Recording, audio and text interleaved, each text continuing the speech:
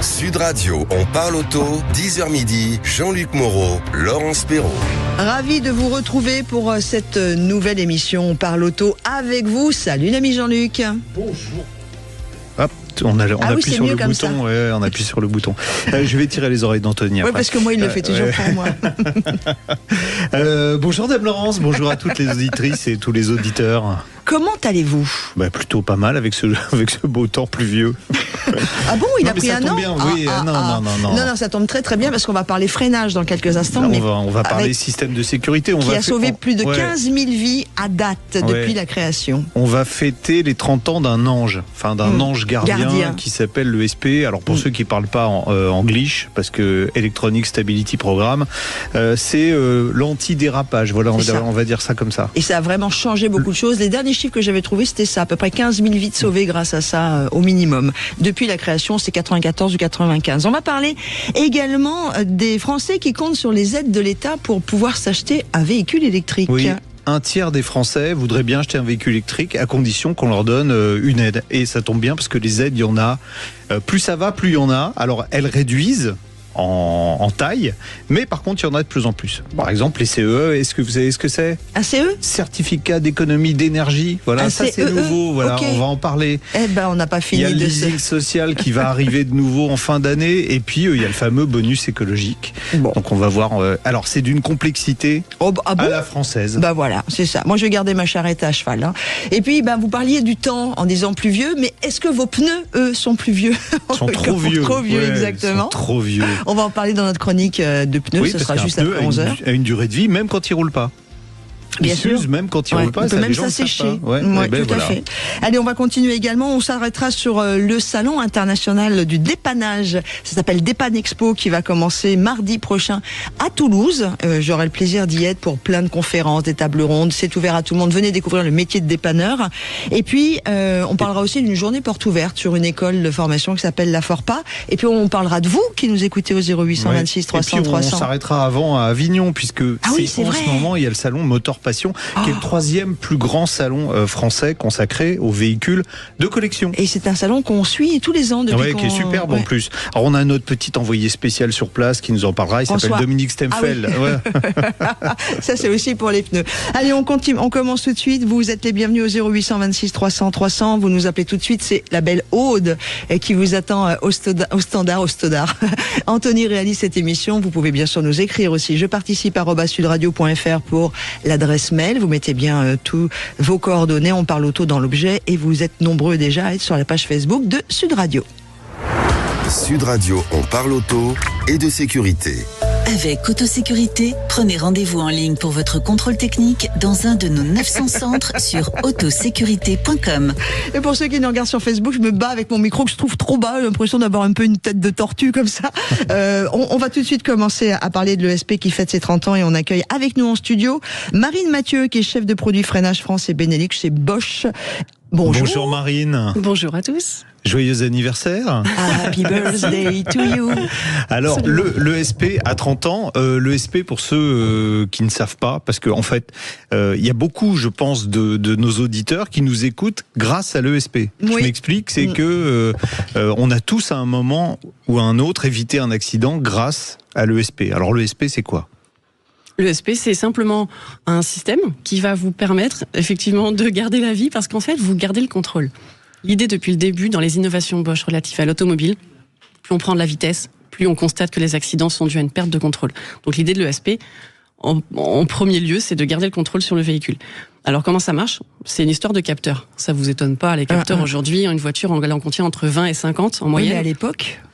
Et à l'époque, il y en avait beaucoup moins. Mais déjà, on avait l'ABS qui permettait de garder le contrôle, de garder au moins le contrôle de la direction au moment où on s'arrête. Oui, c'est 78. On sait que l'ABS évite de bloquer les roues et ça permet de garder la direction pour éviter l'obstacle. Il y a plein de gens qui savent pas s'en servir, mais au moins ça permet ça. Et l'ESP, c'est dans la continuité de l'ABS de gérer en fait l'équilibre de la voiture, c'est ça. Mais c'est électronique. Surtout dans un virage. L'idée, ça a été, ok, maintenant quand on s'arrête, on peut garder la direction. Et dans un virage, comment ça se passe ? Et de là On a identifié qu'on pouvait simplement, en mobilisant la puissance et le freinage actionné sur chaque roue individuellement, qu'on pouvait en effet conserver de l'adhérence ou pas et de garder le cap en fait. Ouais. Alors je vous propose de remonter en mars 1995. Il y a le petit Jean-Luc Moreau qui travaille pour Turbo, qui part dans le nord de la Suède pour essayer un système que personne connaît, qui s'appelle l'ESP. Et cette présentation, on l'a faite sur un circuit de glace. Alors avec des véhicules, parce que l'ESP, on va en parler à l'instant, était au départ réservé aux véhicules très haut de gamme. Et en l'occurrence, là, c'était une Mercedes. C'était le coupé CL600 avec un moteur V12. C'était la Mercedes la plus chère de la gamme. C'était le véhicule le plus haut de gamme qu'on pouvait trouver, un des véhicules les plus haut de gamme qu'on pouvait trouver sur le marché. Donc, Bosch avait fait un circuit de glace avec des virages et un grand rond de glace, et on nous a donné des CL600 qui n'étaient pas équipés d'ESP pour s'entraîner à rouler sur le circuit de glace, et on a tourné 1 heure, et au bout d'1 heure vous apprenez à gérer la voiture. C'était des propulsions, hein, donc la voiture était en glisse, on était tous champions du monde des rallyes. Voilà, on a fait des chronos sur ce circuit, et puis ensuite on nous a dit bon ben on va vous donner la même voiture avec un ESP. Et là, on est passé du championnat du monde de vitesse sur glace à championnat du monde de lenteur sur glace. Les voitures ne glissaient absolument plus. Et on s'est rendu compte qu'on tournait 10 secondes plus vite avec l'ESP que sans l'ESP, sans glisser. Alors c'est sûr que c'était beaucoup moins fun, mais en matière de sécurité, c'était absolument incroyable. Et en fait, ça a servi à ça. L'ESP, c'est gérer l'instabilité de la voiture quand on est en courbe. Au début, je disais donc réservé à des véhicules extrêmement chers. Ça s'est vite démocratisé, grâce encore à Mercedes. Grâce à Mercedes, absolument. Merci l'épisode de la classe A. Ouais, pour rappeler, la classe A, quand elle est sortie, il y a des journalistes nordiques qui faisaient ce qu'on appelle le test de l'élan. Le test de l'élan, c'est quoi? Si vous avez déjà circulé en Finlande, en Suède, en Norvège, l'hiver, il y a souvent des rennes qui sont installés sur la route parce que c'est un peu plus chaud. Et vous arrivez au dernier moment, le renne qui est blanc sur la route qui est blanche, on le voit pas, donc il faut donner un coup de volant, et c'est ça le test de l'élan qui était fait à 80 km/h. Et la classe A, la première classe A qui était assez haute sur pattes, elle s'est posée sur le côté pendant ce test de l'élan, et donc Mercedes a décidé de l'équiper de l'ESP, et ça a été une mini révolution. Ça a démocratisé beaucoup plus vite que prévu l'ESP, c'est ça? Absolument. Ça a été un tournant majeur dans l'évolution de l'ESP et dans la généralisation de ce système auprès de tous les segments finalement des véhicules particuliers par la suite. C'est même devenu obligatoire. Aujourd'hui, vous achetez une voiture et obligatoirement l'ESP dessus. C'est en première monte. Absolument. Depuis 2011, en effet, tous les véhicules d'origine sont équipés de l'ESP. En fait, si on veut bien comprendre, c'est comme un système électronique qui va continuer à suivre la voiture, même si vous donnez un coup ou si vous dérapez, hop, ça permet de recentrer la voiture si on parle de façon extrêmement basique, quoi. Complètement. Vous avez des capteurs sur chaque roue qui vont envoyer un signal du mouvement, de comportement du véhicule. Face à ces capteurs, vous avez le conducteur qui tourne son volant. Donc lui aussi, ce volant, il a un capteur. Et au centre du véhicule, vous avez ce qu'on appelle un capteur de lacet. C'est un peu comme un gyroscope. Vous tournez sur vous-même pour savoir où vous êtes. Avec ça, vous rajoutez un calculateur qui va analyser cette donnée et qui va propulser l'information dans un groupe hydraulique qui va faire fonctionner le freinage hydraulique. D'accord, donc ça va gérer finement les freins, ça va gérer l'accélérateur aussi. J'imagine que depuis les débuts de l'ESP, ça a beaucoup progressé. Absolument. Aujourd'hui, le système a évolué. L'évolution, c'est toujours de la réduction. On est passé d'un système qui faisait 4,3 kg à 1,6 kg aujourd'hui pour la dernière génération de l'ESP. C'est une optimisation aussi des capteurs et l'intégration aux nouvelles générations. Aujourd'hui, les véhicules hybrides électriques sont évidemment équipés de l'ESP en origine sur tous les véhicules. On n'a jamais changé, enfin je veux dire par là, on n'a jamais trouvé mieux aujourd'hui, ou parce que ça fait 30 ans, même si on sait que les études avaient commencé depuis les années 80 sur ce système-là. Absolument. De chez Bosch. Mais aujourd'hui, on continue d'avancer sur... Toujours. Comme je vous le disais, les capteurs, on en a partout dans le véhicule, et en fait, leurs utilités évoluent aussi considérablement. Par exemple, les petits capteurs ABS qui sont là depuis 78 à peu près, aujourd'hui, ils servent également à vérifier finalement la pression des pneus. Cette vitesse de rotation permet d'apporter une nouvelle information. Oui, parce que le diamètre de la roue varie en fonction de la pression dans le pneumatique. Exactement. Et donc ça permet d'avoir une information sur la taille de la roue, donc la pression dans la roue. L'ESP aujourd'hui, il vous permet, alors c'est vos copains les ADAS. Ouais. Alors justement, tiens. Ouais, voilà. Non, mais c'est pas qu'on les aime pas, c'est qu'on n'aime pas toutes. Oui, enfin, on les aime pas tous. Dans les nouvelles, je suis désolé, il y a 80% qui, pour l'instant, sont plus anxiogènes que réellement utiles. Alors que l'ESP, on ne sait pas qu'il est là. Ouais, l'ESP, on ne sait pas qu'il est là. C'est pour ça que je dis c'est l'ange gardien. Parce que l'ESP, on sait qu'il est là au moment où ça clignote au tableau de bord parce qu'il est en train d'entrer en action. Et en plus, l'ESP, on n'a pas besoin de savoir s'en servir. L'ABS, au début, comme je disais, faut apprendre. En fait, ça évite de bloquer les roues, mais il faut penser à éviter l'obstacle. Bien ce sûr, que les gens faisaient pas parce qu'ils restaient tétanisés sur le volant. Et donc, autant l'ABS, fallait apprendre à s'en servir, autant l'ESP, il n'y a rien à faire. On n'a pas besoin de savoir qu'il est là. Il y a Alphonse qui dit sur la page Facebook de Sud Radio, parce qu'on a beaucoup de co-animateurs sur la page Facebook de Sud Radio, qui dit attention, l'ESP a les mêmes limites que la physique, c'est pas l'assurance tout risque. Et il est complètement raison. On est bien d'accord. Soyons prudents. On évalue jusqu'à 80% le taux d'accident qui pourrait être évité dans le cadre d'un dérapage du véhicule. C'est quand même 80%. On est quasiment... c'est sûr que si vous arrivez à 200 km/h dans une épingle, l'ESP, il ne va pas vous aider. Surtout une épingle si c'est un chat. Il y a des cas de figure, alors j'imagine l'ESP a progressé avec le temps, mais il y a des cas de figure aussi où l'ESP peut être un handicap. Si par exemple on est dans de la neige fraîche, comment ça se gère aujourd'hui ça ? Autrefois, il fallait le déconnecter. On savait que quand on était vraiment dans de la neige, sinon la voiture avançait plus, puisqu'on avait les roues qui patinaient. Donc le truc, il disait moi j'avance pas, alors qu'il y a des terrains, le sable, la neige, où on a besoin d'avoir du patinage. J'imagine que ça aujourd'hui c'est intégré, parce qu'on peut plus désactiver l'ESP sur les voitures modernes. Non, mais c'est pris en charge. Le système est capable d'identifier le type d'adhérence et donc d'identifier que vous êtes sur un sol glissant et d'adapter son comportement en fonction. Quand je dis on peut plus le déconnecter, on peut pas totalement le déconnecter. Il est toujours, il traîne toujours en background, mais on peut autoriser un certain dérapage des roues sur des voitures sportives. Il y a plusieurs niveaux. On peut d'ailleurs avoir à part la position piste qui permet de déconnecter presque totalement l'ESP, il y a des réglages, des configurations, des configurations qui permettent même de faire glisser les roues arrière sur certaines voitures sportives. D'ailleurs, sur les voitures de course, ça existe l'ESP aujourd'hui ou pas ? Oui. D'accord. Oui. Bon, il y en a partout. C'est formidable. Alors, on va rendre hommage au Hollandais Anton van Saarten. C'est lui qui a créé l'ESP dans les années 80 et qui nous a permis... Moi, c'est des chiffres que j'avais trouvés quand j'avais étudié le sujet pour un très joli podcast pour Équipe Auto qui s'appelle Équipe Auto 50 ans de passion. Parce que vous savez à quel point moi j'aime les métiers de l'automobile. Et c'est là que j'avais trouvé quand même 15 000 vies sauvées, quoi. Grâce à ça. 500 000 accidents évités. Il y a eu combien de ESP de fabriqués d'ailleurs par Bosch depuis le début, on le sait? Aujourd'hui, on est au-delà des 250 millions d'unités vendues. Ah ouais, quand même. Oui, il faut dire que toutes les voitures, c'est obligatoire partout dans le monde ou c'est juste alors je sais que l'Europe, l'Amérique. Depuis 2011 en Europe, les États-Unis nous ont emboîté le pas en 2012, puis le Canada, le Japon. Je pense que tous les pays développés au sens large aujourd'hui équipent leurs véhicules de manière obligatoire. C'est fou cette histoire. On va élargir un peu plus le sujet de l'ESP pour parler du liquide de frein, parce que ça, beaucoup de gens oublie qu'un liquide de frein, ça a une durée de vie donnée et que si on le change pas, on risque d'endommager, alors on va dire le système ABS-ESP, parce qu'aujourd'hui ils sont, j'imagine, intégrés.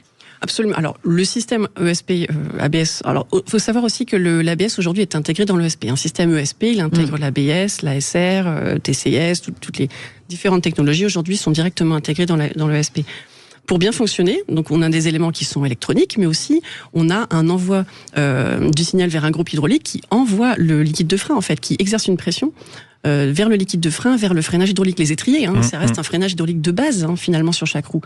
Et donc, pour bien fonctionner, il faut une bonne lubrification et surtout utiliser un liquide de frein qui soit en bon état et adapté à la technologie. Oui, parce que le liquide de frein, il a la fâcheuse idée, alors c'est le contraire de Laurent, ça a absorbé beaucoup d'eau. C'est pas vrai.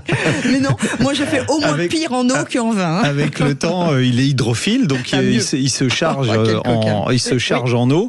Et on sait que de l'eau, sur un système de freinage, on arrive à quelle température? C'est une température énorme. Même si on n'est pas sur une Formule 1, on dépasse les 500 degrés, j'imagine, quand on est vraiment dans une descente de col, par exemple. Oui, mais c'est surtout, on a effectivement cette résistance à la chaleur, à la surchauffe qui est nécessaire, mais plus particulièrement pour l'ESP, c'est la faible viscosité qui est nécessaire.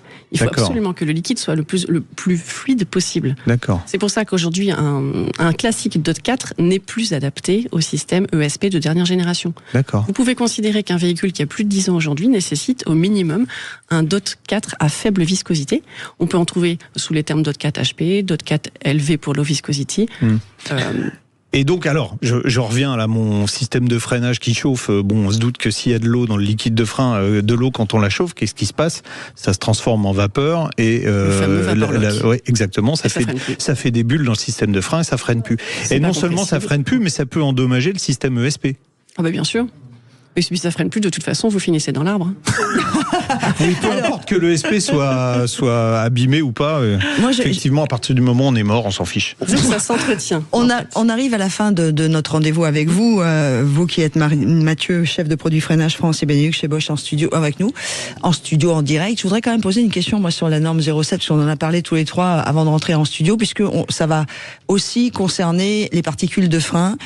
Vous en êtes tout Bosch sur le travail en recherche et développement pour les futures plaquettes de frein et les futurs disques de frein qui devront moins polluer, moins émettre de particules. Absolument, vous mentionnez justement, les particules fines qui sont visées justement par la future norme Euro 7 émanent principalement des disques de frein.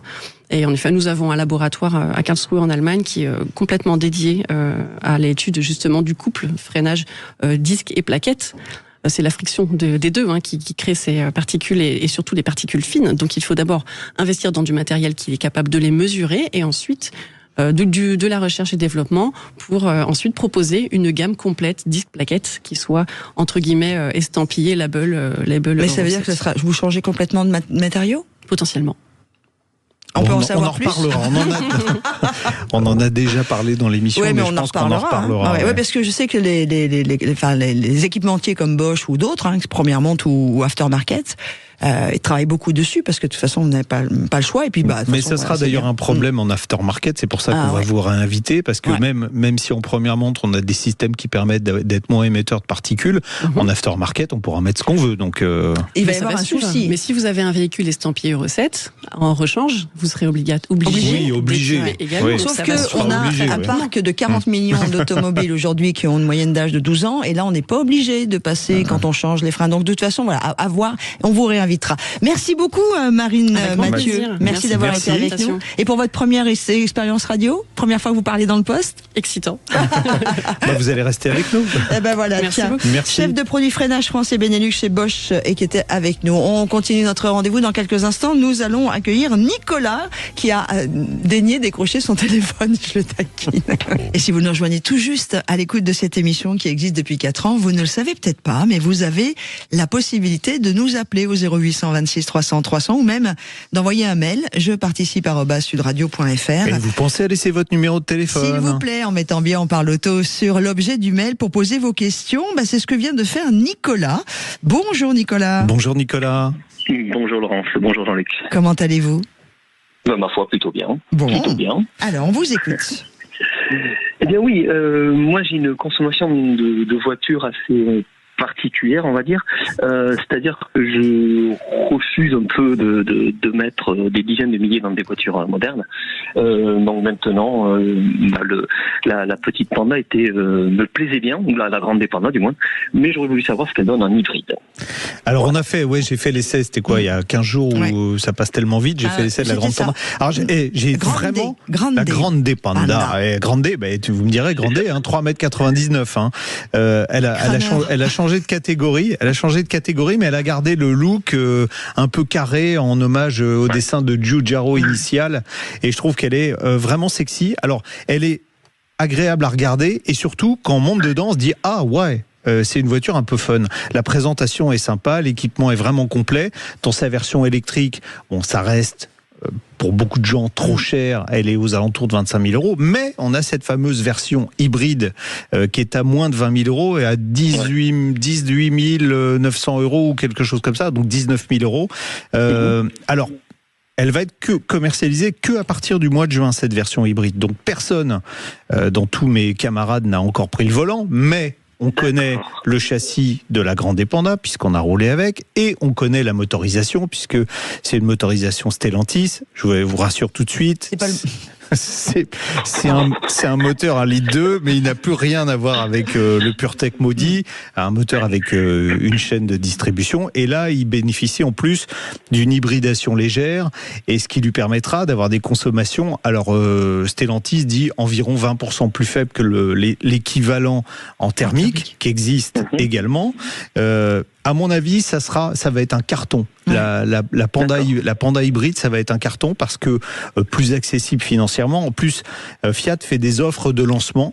Alors, je ne sais pas si on aura sur l'hybride, mais à mon avis, on aura. Elle est prête, là ? Enfin, on peut l'acheter maintenant. Oui, vous pouvez la commander. Vous pouvez la commander. Elles sont livrables à partir du mois de juin.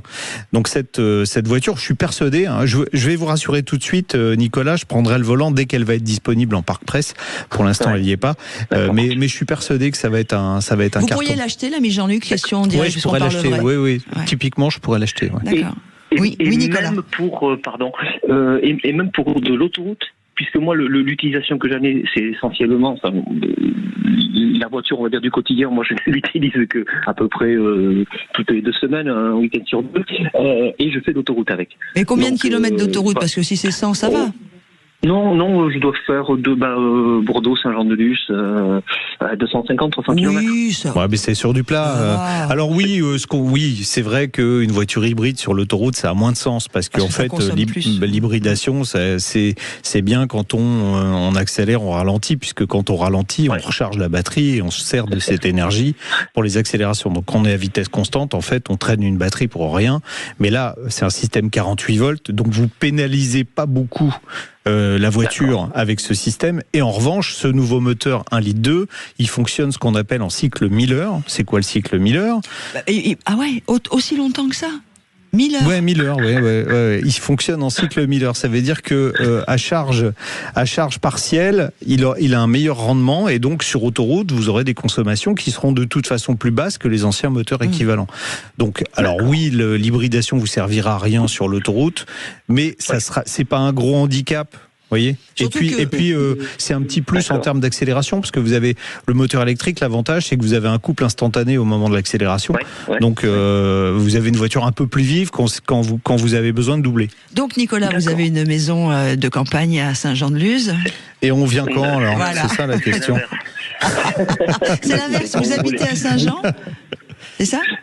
Non, c'est un peu particulier. Je travaille sur Bordeaux, mais ma maison, je suis de Saint-Jean-de-Luz, ma maison est à Saint-Jean-de-Luz. D'accord. Et vous avez des chambres d'amis ? Voilà. J'ai des chambres d'amis. Mais il va falloir partager. J'en ai pas beaucoup non plus. Oh, nous, on n'en est plus à ça. Non, mais Nicolas, je pense que c'est votre prénom qui séduit avant tout, Laurence. Non, ça n'a rien à voir avec les vins. Parce que j'aime aussi beaucoup les petits cavistes indépendants et surtout les vignerons directement. Ah oui, si, il y a un truc qu'on n'a pas précisé, c'est qu'elle a une boîte automatique, puisque en fait, c'est une boîte 6 et le petit moteur électrique est intégré dans la boîte. Donc c'est en boîte automatique. Ah, d'accord. Voilà. Nicolas, de toute façon, vous faites les allers-retours à peu près tous les week-ends, vous nous dites en gros, ou tous les 2 semaines, mais vous avez aussi une vie avec votre voiture urbaine le reste du temps avec elle. Non, même pas. D'accord. Même pas, quasiment pas. Enfin, oui, un tout petit peu comme ça, mais non, vraiment, elle sort pas beaucoup. D'accord. Mais en tout cas, vous avez eu le coup de cœur. Voilà, vous avez le regard de l'ami Jean-Luc. Ouais, en plus, elle offre un silence honorable, c'est ce que j'ai dit cette fois-là sur autoroute à 130. Ouais, non, vraiment, c'est une petite voiture sympa. Il est amoureux. J'aime bien les pandas comme tout le monde, voilà. On vous embrasse, il mange du bambou, l'ami Jean-Luc. Salut Nicolas. Allez, merci beaucoup. Merci Nicolas, au revoir. Dans quelques instants, ce sera l'essai de la semaine et c'est la VinFast. Je vous dis pas tout le nom parce que là aussi c'est un nom à rallonge. Maintenant c'est des romans. C'est VF6, c'est fastoche. Ouais. Ah oui, c'est vrai. Ouais. Version française 6. L'essai de la VinFast, et puis que vous allez pouvoir d'ailleurs découvrir dès maintenant sur la page YouTube de Sud Radio. Et restez avec nous puisque vous le savez, nous avons des extraits de cette vidéo en direct sur la page Facebook de Sud Radio, sur laquelle je vous invite à nous rejoindre dès maintenant. Alors. Et juste avant de prendre le volant avec l'ami Jean-Luc, j'ai une question à vous poser. Est-ce que vous alliez acheter une voiture électrique? Et si oui, est-ce que vous attendez des aides de l'État? On en parle dans quelques instants, mais pour l'heure, je laisse le volant à l'ami Jean-Luc pour nous parler de sa VinFast. De la VinFast V VF6+. Alors VinFast, c'est un constructeur automobile vietnamien qui part à l'assaut des marchés américains et européens avec une offre qui est 100% électrique. Il y a eu le VF8, pas très adapté à nos routes, et aujourd'hui c'est le VF6 qui semble beaucoup plus apte à concurrencer les i2008 et Renault Mégane E-Tech. Bon, c'est un SUV compact avec des lignes plutôt harmonieuses qui font penser à un Renault Captur de devant et à une Mégane E-Tech de derrière. Il est donc tout à fait dans les standards européens en matière de style, mais aussi de dimension, avec une longueur de 4,29 m. Originalité, c'est pas facile à dire quand on a bu, hein. Pas forcément positive, on le verra. Le VF6 ne possède pas de glace de custode et la hauteur de la lunette arrière est très réduite. Vous verrez que ça pose des problèmes de visibilité à l'arrière. C'est aussi le qualificatif réduit qu'on peut utiliser pour la capacité du coffre qui n'affiche que 423 litres. Ça sera un peu juste si vous voulez en faire un usage familial. En revanche, les passagers arrière sont assez bien lotis avec de l'espace pour les jambes, une bonne garde au toit qui est accentuée par la présence d'un toit panoramique vitré en série sur cette finition plus. C'est assez rare, on le précisera d'ailleurs à la fin, vous verrez, une voiture est extrêmement bien équipée. La place centrale, elle est digne de ce nom grâce à un plancher plat. C'est plus classique en termes de présentation intérieure et surtout de qualité de fabrication avec beaucoup de plastique rigide et puis du cuir synthétique qui est pas très réaliste. Il y a des voitures dans lesquelles je monte, je me dis tiens, est-ce que c'est du cuir ou est-ce que c'est du plastique ? Et là, on sait tout de suite que c'est du plastique, c'est un peu dommage. Si le volant est agréable à prendre en main, c'est pas franchement la même chose pour l'interface homme-machine. Vous savez ce que c'est que l'interface homme-machine, Laurence, hein ? Oui, bien sûr. Ce qui permet de communiquer avec la voiture. Voilà. Comme trop souvent, en effet, toutes les commandes ou presque passent par l'écran tactile central. L'ergonomie en pâtit, que ce soit pour les commandes de la climatisation, les différents modes de conduite, le réglage de la récupération d'énergie, les aides à la conduite et même le réglage des rétroviseurs électriques qui se fait via l'écran central, c'est pas très pratique. Et puis les menus et les sous-menus sont si nombreux qu'il faut impérativement s'arrêter pour ne pas risquer un accident en les paramétrant. Par exemple, si vous voulez virer les fameuses ADAS qui servent à rien, eh ben vous avez tout intérêt à vous arrêter. Les seules commandes physiques présentes sont les touches piano de la boîte de vitesse entre guillemets. Pourquoi je dis entre guillemets ? Parce qu'il s'agit d'un véhicule électrique, on n'a donc pas de vraie boîte de vitesse. Pour rattraper le coup, comme je vous l'ai dit avant, l'équipement est archi complet. On a tout en série. Les sièges sont par exemple à réglage électrique. Dommage que leur assise soit un peu ferme. Cette version Plus possède la motorisation la plus généreuse. C'est un moteur synchrone à aimant permanent qui développe 204 chevaux et 310 Nm de couple. Il entraîne les roues avant. VinFast fait appel au géant chinois CATL pour lui fournir la batterie d'une capacité de 56,9 kWh brut. Cela doit lui permettre en théorie d'atteindre 379 km. C'est la valeur d'homologation WLTP. Avec le tableau de bord très dégagé, on l'a vu qu'il était très dégagé, une assise qui est assez haute, c'est vrai que la vision avant, elle est panoramique. En revanche, je m'attendais à plus de confort. C'est sans doute dû aux roues de 19 pouces sur cette version. Elle provoque des trépidations à basse vitesse. Mais je trouve que la suspension est un peu ferme en compression et un peu trop lâche en détente. On est assez loin du compromis idéal de la Renault Mégane E-Tech. Et puis le cas de figure le plus défavorable pour la VF6, malheureusement, j'ai pu le tester. C'est une rue avec des pavés et des ralentisseurs. Il y avait les deux. Alors non seulement c'est ferme, mais en plus on a des bruits de mobilier qui se font entendre un peu partout. Et puis assez gris-gris s'ajoute à basse vitesse un son assez désagréable qui évoque un frottement, et figurez-vous que c'est généré pour prévenir les passants. Mais bon, quand on est dans la voiture, au début on se dit tiens, il y a un truc qui déconne, je vais tomber en panne. À changer d'urgence. Bon, autre souci, je vous l'ai dit tout à l'heure, la lunette arrière ressemble à une meurtrière et la vision dans le rétroviseur central est vraiment très mauvaise. Heureusement, les rétro-latéraux sont assez grands. Le VF6 dépasse les 2 tonnes. Bon, il procure une sensation de lourdeur au démarrage qui disparaît instantanément dès qu'on écrase la pédale d'accélérateur parce que le moteur a vraiment du peps, 0 à 100 en 8 secondes 9. Le couple est d'ailleurs généreux et sur le mouillé, parfois, la motricité est un peu prise à mal. En fait, notre vietnamienne n'aime pas être brusqué. Dans les virages, l'auto prend du roulis, le train arrière joue parfois les dromadaires, mais quand on conduit doucement, tout va bien. C'est pas non plus la voiture la plus silencieuse de la catégorie sur l'autoroute, avec un bruit aérodynamique au niveau du rétroviseur, justement, qui m'a fait penser que la vitre était mal fermée. En revanche, à 130 km/h sur l'autoroute, la consommation moyenne est de 22,7 kWh au 100 km. C'est très raisonnable. Je suis allé jusqu'à Chartres et je suis revenu. Voilà. J'en parle parce que notre invité sait de quoi je veux parler. Voilà. Et durant l'essai, la conso moyenne a été de 20 kWh au 100 km. C'est très bien pour un véhicule de cette catégorie. On peut donc bien compter sur les 370 km d'autonomie qui ont été annoncés par VinFast. Côté recharge, c'est bien aussi. C'est classique en courant alternatif avec un chargeur de 11 kW sur cette version plus. La version en dessous a un chargeur plus faible.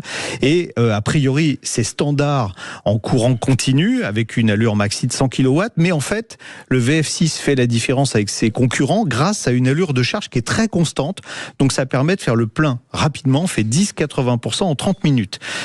Bon, au final, il n'est pas aussi agréable à conduire qu'une Renault Mégane E-Tech, mais le VF6 se rattrape au chapitre budget. Cette version plus, vous l'avez compris, qui est super équipée, garantie 7 ans, ne coûte que 37 990 €. C'est environ 5 000 € de moins que la française à équipement équivalent. Malheureusement, c'est un SUV vietnamien, il ne profite donc pas du bonus écologique. Et puis surtout, pour le moment, il est assez dur à trouver parce qu'il n'y a que 4 points de vente en France. Donc si vous voulez rouler original, il faudra habiter, alors c'est, je crois, Metz, Paris, Rennes et Marseille.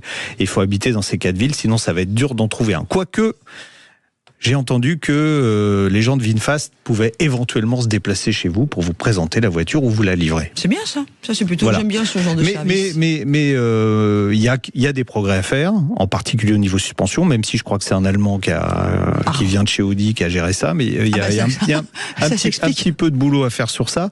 Mais on est plutôt sur la bonne voie. D'accord. Ok. En tout cas, vous pouvez retrouver, là, vous avez vu un extrait sur la page Facebook de Sud Radio, mais l'entièreté, j'aime pas ce mot, pardon, la totalité de la vidéo, voilà, ce sera beaucoup mieux, sur la page YouTube de Sud Radio. Vous êtes déjà plus d'1 million.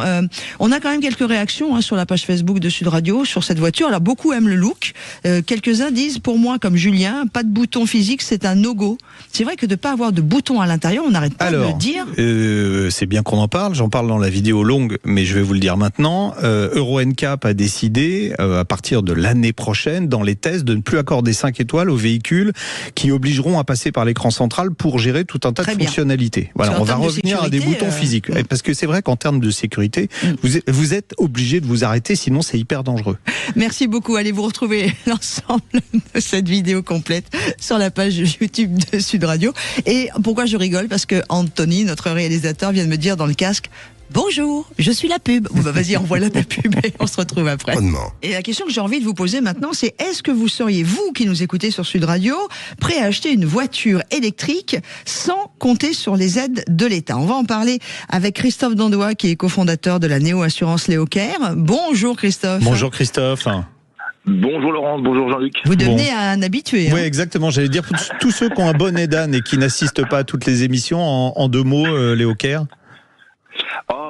La première assurance digitale, tout est sur son mobile, que ce soit pour s'assurer, pour être géolocalisé en cas d'assistance et pour déclarer ses sinistres avec des photos et des vidéos. Voilà, aussi simple que ça. Formidable. Ce qui est formidable aussi, c'est que vous faites plein d'études et que c'est ça qu'on va commenter. Alors, voilà, juste la question pour nos amis de Facebook, parce qu'ils sont nombreux. Ouais. Est-ce que, 1, vous achèteriez une voiture électrique? Dites-nous oui. Et 2, si oui, est-ce que vous avez ou non besoin des aides de l'État? Et vous faites pareil au 0826 300 300. Bon, il semblerait que d'après votre étude, justement, les Français aient besoin qu'on les aide. Ils n'ont pas envie d'acheter une voiture si on les aide pas. Enfin, au moins un tiers des Français.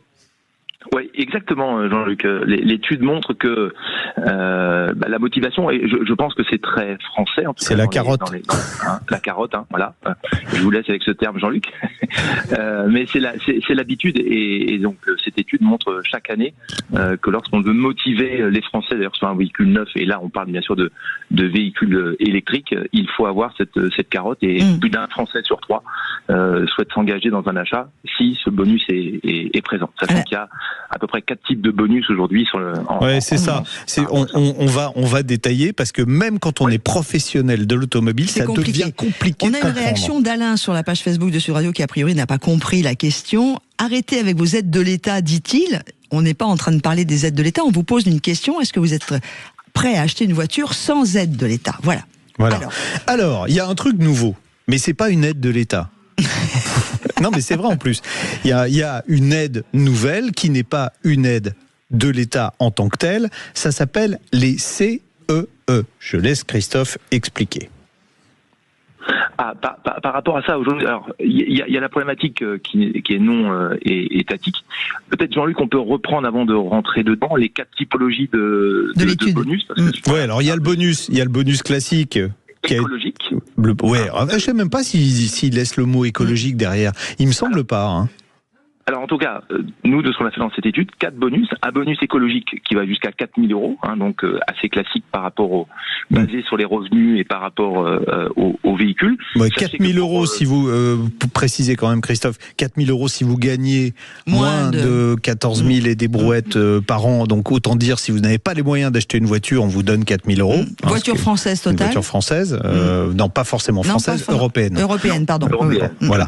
Enfin, européenne ou qui peut venir d'ailleurs à partir du moment où on a un bilan carbone qui est bon. C'est pareil. Le calcul, il est abracadabrantesque. Voilà. Ah, c'est Jacques Chirac qui disait ça dans les années. Qui disait ça. Donc le bonus 4 000 € si vous n'avez pas les moyens d'acheter une voiture et 2 000 € pour monsieur, madame, tout le monde. Voilà. Peut-être qu'on peut rajouter pour ceux qui nous écoutent des départements outre-mer, il y a un bonus majoré de 2 000 €. Hein, et donc par rapport à ce que disait Jean-Luc, depuis 2023, c'est en effet le score environnemental, hein, qui est un critère d'éligibilité par rapport à ce bonus écologique. On a aussi le microcrédit, hein, par rapport au microcrédit aux véhicules propres qu'il a vraiment, et pour accompagner, donc, ce que vous disiez, les ménages les plus modestes. Il y a aussi les aides locales, hein, qui se retrouvent en ligne. Alors par département, on peut aller de 1000, il y a certains régions qui vont jusqu'à 12 000 €. Et puis, de manière peut-être un peu plus différent, qui est cette fameuse prime au rétrofit, hein, qui n'est pas forcément un véhicule neuf, mais aussi qui fait partie je dirais, la bande possible d'aide par rapport à aller vers un véhicule plus propre, plus écologique. Oui, et puis alors vous allez avoir, parce qu'il y a eu l'année dernière, il y a eu quand même 50 000 Français qui ont profité du leasing, du fameux leasing social qui permettait de louer une voiture électrique pour moins de 100 € par mois, parfois même pour moins de 50 € par mois pour certains modèles. Bon, ça a plombé un peu les caisses de l'État, on s'en doute, ça a coûté 650 millions d'euros. Donc ça a plombé les concessionnaires aussi. Ça a plombé les concessionnaires qui avaient avancé l'argent. Donc, alors, c'était l'aide l'année dernière, c'était 13 000 € hein, sur chaque véhicule.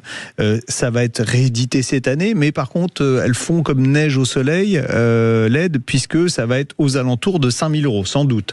Et il y aura moins de bénéficiaires. Donc là, vous aurez intérêt, le jour où il y a le top départ, vous n'avez pas intérêt à rester au lit, il faut y aller tout de suite. Mais alors, si on revient, Christophe Dandois, vous qui êtes cofondateur de la Néo-Assurance Léo Caire, de votre étude sur les Français sont-ils prêts en gros à acheter une voiture électrique, on est quand même un tiers qui serait prêt à le faire si on nous aidait. Oui, avec ce qu'on vient de dire, il y a quand même un certain nombre d'aides, hein, ce que disait Jean-Luc, on peut aller de 2 000 de base jusqu'à 4 000. Je vous disais aussi que certaines régions montent dans des montants plus importants. Ce qu'on voit, c'est qu'il y a cette logique de discount, hein, de réduction, et elle augmente finalement d'année en année. Et je crois qu'on a peut-être, par rapport à ce que disait votre auditeur, il faut tout arrêter. Malheureusement, dans l'intérêt de l'industrie française, pour aussi accélérer vers les véhicules électriques, hein, on voit aussi ce qui se passe sur certains bashings de véhicules électriques actuellement. Donc cette étude montre qu'on a besoin, malheureusement c'est comme ça, mais en tout cas on a besoin, si on veut continuer à ce que les véhicules neufs propres augmentent, hein, en plus avec le lancement des critères dans un certain nombre de villes, il faut avoir ces véhicules propres pour pouvoir rouler dans certaines villes françaises. On est français, on a besoin de ce gros coup de pouce, même s'il réduit, comme le disait Jean-Luc, pour pas s'engager et acheter un véhicule avec un score environnemental, des critères d'éligibilité au bonus écologique. Oui, alors il y a un truc nouveau hein, depuis maintenant, ça fait 15 jours, c'est les fameux CE. Hein. Alors les CE, ouais. Je ne lâcherai pas mon CE. Non, mais vous allez comprendre pourquoi, parce que évidemment. vous pouvez. Et là, vous n'avez même pas besoin d'être au courant, parce que c'est votre concessionnaire qui vous dira vous avez économisé 300 €, vous avez économisé 400 € grâce au certificat d'économie d'énergie. Ça existait déjà chez vous, vous faisiez isoler votre maison, vous aviez droit à un certificat d'économie d'énergie. En fait, ça s'adresse, alors je vais faire simple, hein, aux pétroliers, aux fournisseurs d'énergie. Ils doivent produire ces certificats. Ces certificats, ils les achètent à Leroy Merlin, à Castorama, qui vous vendent des trucs pour isoler votre maison, qui vous vendent des pompes à chaleur. Et aujourd'hui, quand on vendra une voiture électrique, quel que soit le modèle de la voiture électrique, ça va du quadricycle léger à moteur électrique à l'utilitaire électrique. Là, vous serez éligible à un certificat d'économie d'énergie. Comment il est calculé ? On a fait simple. On a demandé une armée de fonctionnaires de calculer le truc, qui est c'est basé sur le prix du mégawattheure QMAC. Voilà. Donc, c'est un truc qui change en permanence. Donc, vous pouvez très bien aller un jour chez votre concessionnaire. Ils vont s'arracher, les constructeurs commencent à s'arracher les cheveux déjà. Déjà qu'ils n'en avaient plus beaucoup, les pauvres. Mais ça va vous permettre d'avoir quand même certaines aides. Alors, Renault et Stellantis ont déjà calculé à la louche ce que ça allait vous permettre d'économiser sur le prix de la voiture. Pour une voiture neuve, si vous êtes un particulier, vous économiserez chez Renault en moyenne 310 € et 350 € chez Stellantis. C'est toujours ça à prendre. Alors ça va beaucoup plus loin sur les utilitaires. Sur un utilitaire léger, une personne morale, parce qu'en général c'est les entreprises, ça va jusqu'à 3 350 € chez Renault et jusqu'à 4 515 € chez Stellantis. Donc vous voyez, mais donc, en fait, d'un côté, excusez-moi l'ami Jean-Luc, on nous met des taxes à l'achat des voitures, plus elles sont lourdes ou plus elles mettent de carbone, on va payer le malus supplémentaire, et d'un autre côté, on nous redonne de l'argent si on prend des voitures en CE. Il y a un moment, on peut pas faire les choses plus simplement, parce que vous l'avez dit, on s'arrache les cheveux. 2, on comprend pas pourquoi Non mais sérieux. Vous voulez que je rajoute une couche à la couche ? Allez. Autrefois, on a donné des bonus écologiques à des voitures aujourd'hui qui n'ont plus le droit de circuler dans certaines villes parce qu'elles sont jugées trop polluantes, alors qu'on leur a donné un bonus écologique. Comment voulez-vous que les gens comprennent quelque chose ? Et je voudrais partager avec vous la réaction de l'un de nos auditeurs sur la page Facebook, c'est Julien, qui dit: une électrique, pourquoi pas ?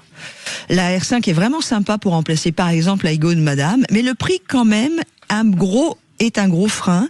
Une électrique, c'est combien ? 9 KE de plus que la même modèle essence. Je viens de regarder la 208, nous dit-il, style 18 800 en essence, 27 500 en élec, donc sans bonus, il faut vraiment avoir envie d'une électrique.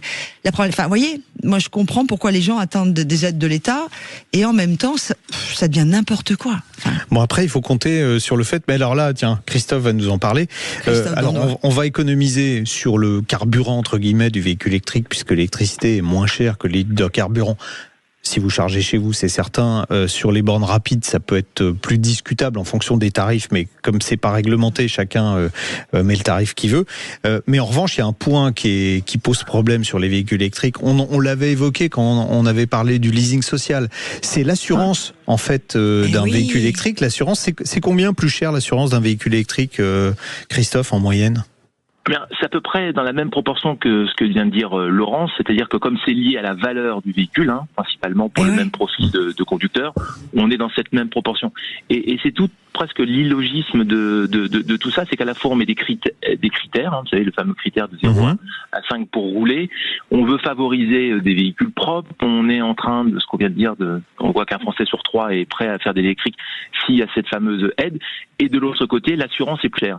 Et malheureusement, l'assurance, le prix d'une assurance est construit par rapport à la valeur du véhicule, par rapport au profil du conducteur, du lieu où il va rouler. Et du coût de réparation du véhicule, parce qu'un véhicule électrique, c'est souvent plus cher à réparer qu'un véhicule thermique. Non, mais c'est ça. Et alors, la catastrophe de tout ça, il faut le dire, c'est que, à peu près avec la même fréquence d'accidents, on a un problème aujourd'hui, et Jean-Luc et Laurence, vous êtes des spécialistes, c'est que dès qu'on touche l'avant d'un véhicule électrique, très souvent, on s'interroge sur si la batterie a été touchée.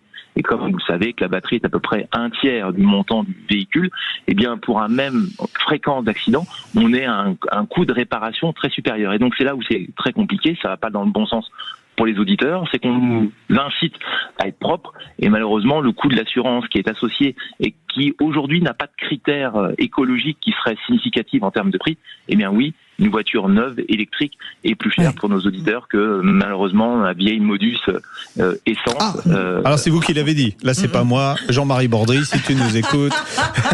Jean-Marie qui est en vacances, vous savez que c'est Laurence Garcia qui vous accompagne en matinale. Et qui roule en Modus. Alors, pour conclure là. Oui, pour conclure, t'as 10 secondes. Dans 15 jours, on parlera d'un truc qui va vous étonner. Vous savez jusqu'à quel prix ça peut monter les nouveaux phares matriciels là, 2000 sur € les voitures? Ah, vous êtes très loin du compte. Ça coûte jusqu'à 8 000 € sur certains véhicules. Donc on en parle dans 15 jours. Mais sur et vous verrez qu'il y aura un phare. C'est pour ça que je vais garder ma vieille. Sur une voiture moderne, quand elle va avoir un peu de kilomètres, si vous tapez, mais même tout doucement à l'avant et que vous cassez les 2 phares, la voiture elle va à la poubelle. Donc on va en parler dans 15 jours parce qu'il y a des solutions de réparation qui vont arriver. En tout cas, merci beaucoup Christophe Dandois. Je vois que malheureusement nous sommes la génération qui essuie les plâtres de l'arrivée. Je croyais qu'il allait dire la génération qui déborde systématiquement sur les chronos. Ça c'est vous parce que vous êtes plus vieux que moi. La génération qui essuie les plâtres de la voiture électrique. Merci beaucoup Christophe Dandois. Merci à tous les auditeurs qui ont réagi sur la page Facebook. On se retrouve évidemment en deuxième heure. Restez avec nous, à tout de suite. Et j'en profite pour dire bonjour à Julien, à Chris, à Alphonse, à Valérie, à Stéphane. Vous êtes extrêmement nombreux. Nathalie également est avec nous. Bref, sur la page Facebook de Sud Radio, vous êtes tous les bienvenus et vous savez que j'aime être votre voix. Je pose pas toutes vos questions, sinon l'émission durerait 10 heures, mais certaines d'entre elles. L'ami Jean-Luc, c'est parti pour la deuxième heure et nous allons entre autres parler pneus dans un petit instant. Est-ce que pneus plus vieux et pneus heureux? Oui, est-ce que vos pneus sont trop vieux? Voilà, c'est une question qu'on va leur poser. On posera cette question pneus évidemment à Dominique Stemfeld qui est président du syndicat des pneus. On va également aller se balader à Avignon avec lui. Ouais, on n'ira pas sur le pont, on ira à Motor Passion. Motor Passion, c'est le 3e salon consacré aux véhicules de collection et de prestige, le plus important, après Rétromobile en premier, et puis le salon de Lyon en deuxième. C'est Avignon. Avignon avec cette année des expositions exceptionnelles, en particulier de prototypes Citroën qu'on n'avait jamais vus réunis ensemble. Excellent. Et on pourra même en parler avec Dominique Stemfeld qui a mis des photos, j'ai vu sur Facebook, et donc qui était là-bas et qui a trouvé ça superbe. Trop bien, mais on en parlera Avignon, aussi avec l'organisateur. Exactement, on aura l'organisateur avec nous, Camille Bourges, tout à l'heure. Super. Puisqu'on parle d'organisateur, on va recevoir Hugo Séchin de Mobiliance Dépannage à Toulouse, parce qu'il va y avoir la 17e édition du Salon international du dépannage qui commence mardi prochain. Oui, ça intéresse tous ceux qui roulent avec des PureTech. Pas seulement, il y a aussi le moteur Renault. Ils connaissent le prénom du dépanneur. Non, mais en fait, vous savez que c'est un métier qui me touche de très près parce que. Vous êtes souvent fan.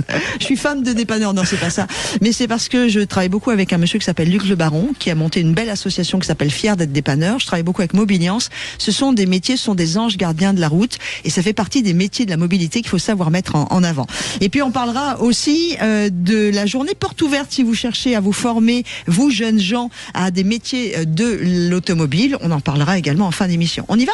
Oui. On roule avec nos pneus? Allez, c'est parti. Le syndicat du pneu, les spécialistes du pneu au service de votre sécurité sur la route, présente Sud Radio, on parle auto. Parlons pneus, parlons bien. Dominique Stemfeld, bonjour. Bonjour Laurence, bonjour Jean-Luc. Bonjour Dominique. Président du syndicat du pneu. Avant qu'on rentre dans le gros du sujet du jour, vous êtes peut-être toujours à Avignon d'ailleurs, c'est bien ce salon? C'est un salon régional, mais c'est un magnifique salon régional. Et Camille Bourges et son fils Florent ont l'habitude de nous concocter des plateaux extraordinaires. Ils trouvent toujours des pépites. Et cette année, ce qui est tout à fait remarquable, c'est le plateau Citroën où ils exposent des voitures qu'on n'a jamais vues. Ouais, bon, on va en parler tout à l'heure avec Camille qui sera avec nous en ligne. Alors, peu d'automobilistes le savent, mais les pneumatiques s'usent même si on ne roule pas. Et pourquoi? Parce qu'il y a du caoutchouc dedans, et vous avez tous déjà expérimenté le vieil élastique que vous prenez dans la boîte, et au moment où il vous tire dessus, il vous pète dans les doigts. Alors, c'est pas tout à fait le cas pour les pneumatiques, mais c'est vrai, Dominique, qu'ils s'usent avec le temps. Mais c'est quand même un bon exemple. Ça prouve que, en fait, le caoutchouc, qui compose un objet, quel qu'il soit, un élastique ou un pneu, vieillit avec le temps et perd ses capacités d'élasticité. On peut avoir un autre exemple aussi, c'est celui de la gomme qui gomme plus quand elle est trop vieille et qui dérape sur le papier. Mais en fait, un pneumatique, c'est pareil. Si le caoutchouc est trop vieux, il a durci. En fait, lors d'un freinage, par exemple, il assume pas ses capacités de freinage et de sécurité. Alors, la durée de vie d'un pneu, c'est quoi finalement? Alors, c'est assez difficile d'y répondre parce que les pneus ne sont pas tous égaux devant le vieillissement. D'abord parce que ils sont pas tous fabriqués avec les mêmes matériaux, et puis ensuite il y a la façon dont il est stocké ou l'endroit où il est stocké. On peut prendre deux exemples. La présence d'ozone dans l'air fait vieillir prématurément les pneus. Donc en fait, si un véhicule est stocké à côté d'un matériel électrique ou d'un ventilateur, ça va faire vieillir le pneu plus vite. Puis également le milieu marin. Dans lequel il y a une atmosphère plus ozonée qu'ailleurs, fait vieillir les pneumatiques plus vite. Donc si je gare ma voiture à côté d'un groupe électrogène sur la côte normande ou bretonne, c'est pas bon. Hein. C'est une mauvaise solution. Avec du soleil. Alors du soleil en Bretagne, c'est peut-être pas le bon exemple. Ah si, mauvaise langue. Regardez, il y a Marine Mathieu, j'en profite, qui réagit, puisque c'est la chef de produit freinage France Benelux chez Bosch. Mais je le fais exprès, Laurent, j'adore la Bretagne. Mais je sais bien, parce qu'on vous y allez souvent. Mais du coup, puisqu'on parle des pneus qui vieillissent, quand vous faites excusez-moi Dominique Stemfeld, je fais une petite parenthèse, mais comme on a la responsable et on a la chef de produit freinage France Benelux chez Bosch, quand vous faites des études comme ça sur les freinages, vous prenez en compte les pneus? Le vieillissement des pneus, vieillissement des pneus, oui, pardon. Bien sûr, on tient compte d'une moyenne de durée de vie du produit, les pneus y compris. Ouais. Bien sûr.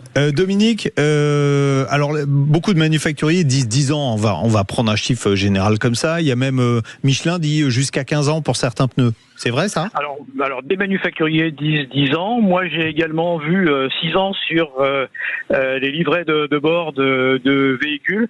Mais disons, 10 ans, c'est effectivement le maximum généralement admis.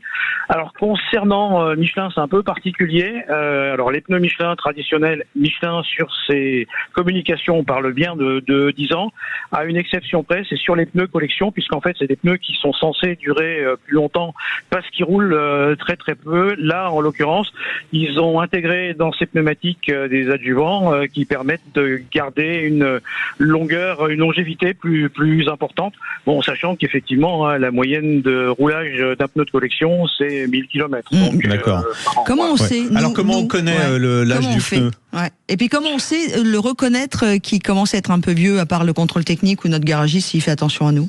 Il n'y a qu'une solution, c'est d'examiner ces pneus et de regarder s'il y a des craquelages. Alors les craquelages, ils apparaissent le plus souvent en fond de cannelure. Et ça, quand les pneumatiques commencent à dans le dessin. Craqueler, voilà. Non mais j'ai aimé le mot en fond de cannelure.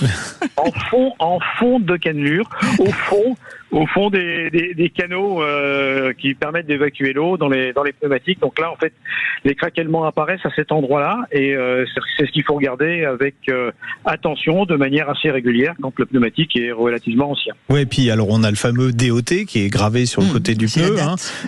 Vous avez par exemple un chiffre, je prends un exemple, s'il y a écrit 24-23, c'est que votre pneu a été fabriqué la 23e semaine de l'année 2023, donc c'est entre le 12 et le 18 juin.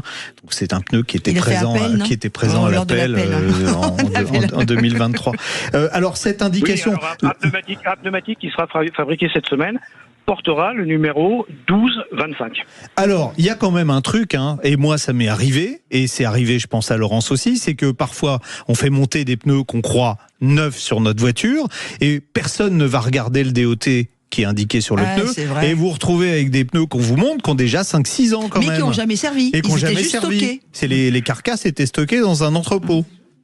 Ça peut arriver, effectivement, donc il faut vérifier quand on achète des pneus neufs quel est le code DOT, tout simplement pour ne pas perdre de temps d'utilisation sur ces pneus. Alors c'est encore plus vrai sur les pneus hiver qu'on utilise de manière épisodique, et donc on va retarder de plus l'utilisation optimale du pneu, donc ça il faut être extrêmement vigilant là-dessus. Et est-ce que vous connaissez quelqu'un au syndicat du pneu qui pourrait demander par exemple aux professionnels du pneu de noter les dates de fabrication des pneus sur les factures des pneus qu'ils vous vendent?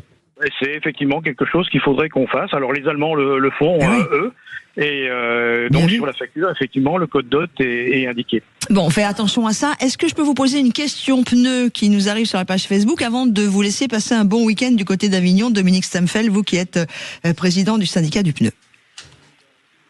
Oui. Donc la réponse est oui. C'est Cédric qui nous pose la question. Pourquoi à chaque fois que j'ai des pneus 4 saisons, ils deviennent très bruyants à même pas moitié usure, même en Michelin? Du coup, moi j'en veux plus, c'est horrible. Alors, en fait, la plupart des pneumatiques hiver et toute saison sont des pneumatiques à profil directionnel, qui permettent d'évacuer plus rapidement l'eau et la neige, puisque l'usage est prévu également pour la neige. Et ces pneumatiques ont effectivement une propension à s'user de manière un peu désordonnée, et ce qui crée effectivement ce bruit. Alors, c'est un ronronnement. Sur certaines voitures, c'est gênant parce que le bruit qui remonte des pneumatiques est plus audible. Sur d'autres, on ne l'entend pas. Mais effectivement, les pneumatiques hiver et toute saison sont plus bruyants, sont réputés plus bruyants que les pneumatiques été traditionnels. Bon, merci beaucoup des réponses, Dominique. Comme on dit par chez nous. Cédric, voilà, vous avez votre réponse avec votre question en direct sur la page Facebook. On vous embrasse fort. Je vous souhaite une très très bonne journée. Merci Dominique. Écoutez, alors Avignon, c'est quand même la cité des papes, mais ce week-end, c'est la cité des soupapes aussi. Oui, voilà. Oui. On vous adore, Dominique. À très vite. Dans quelques instants, dans quelques minutes, on va parler de Moteur Passion à Avignon, et puis il y a beaucoup d'autres sujets avant midi. Restez avec nous. Et vous êtes toujours aussi nombreux à nous appeler également ou à nous écrire. Je participe @sudradio.fr. Vous mettez bien On parle auto dans l'objet, vos coordonnées complètes. On reçoit plein de mails où il n'y a pas le numéro de téléphone. Donc si vous ne mettez pas votre numéro de téléphone, on ne peut pas vous rappeler pour vous inviter, comme nous le faisons avec Thierry à ce moment de l'émission, à intervenir à l'antenne. Bonjour Thierry. Bonjour Thierry. Bonjour, comment ça va? Ça va, à part ma voiture, ma 208 like. Pardon, non, c'est pas sympa, je dois pas rigoler. Ouais. Expliquez-nous ce qui vous arrive, mais bon, on voit bien le truc arriver. Disons que on me dit que c'est le problème qui c'est très mal, et j'essaie de la vendre depuis un mois, et impossible.